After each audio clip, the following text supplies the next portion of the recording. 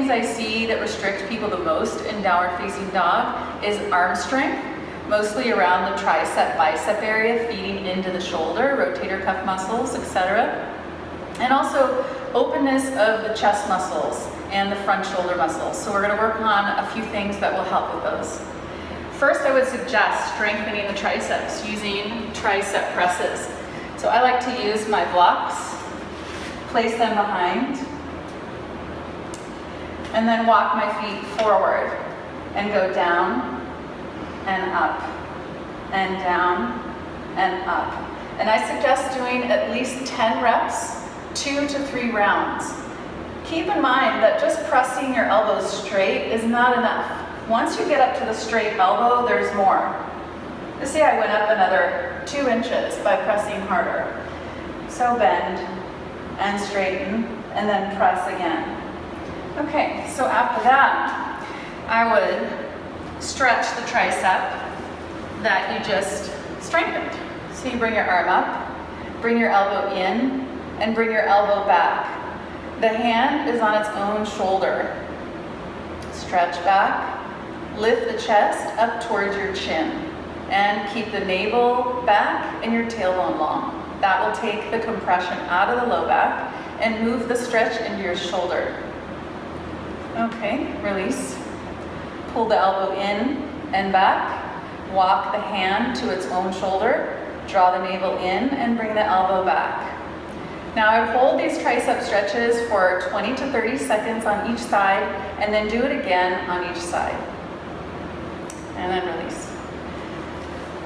To strengthen the arms further and to create a connection into the core, which is something down dog also needs in order for you to hold it for any length of time in good alignment, is I would take the hands in a plank-like position, but keep the knees down, maybe cross the ankles.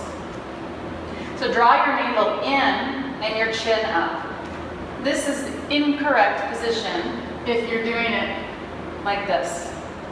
Okay, that's not really doing much for you, just compressing your neck and your back. So pull your navel up, pull your chin up, and draw your tailbone long. And when you bend your elbows, you're keeping your core engaged.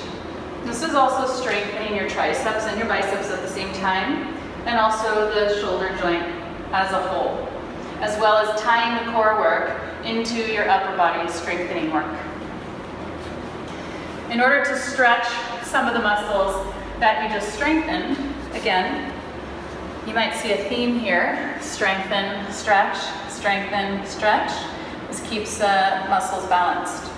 I would take a long strap loop and bring my thumbs in it like this and stretch the loop to a top position over my head, and then lift the chest up and then bring the arms back and forward and back and forward. Now I have the wall behind me, but if you can go further back and forward and back and forward and back and forward. And you keep doing that maybe 10 to 15 reps.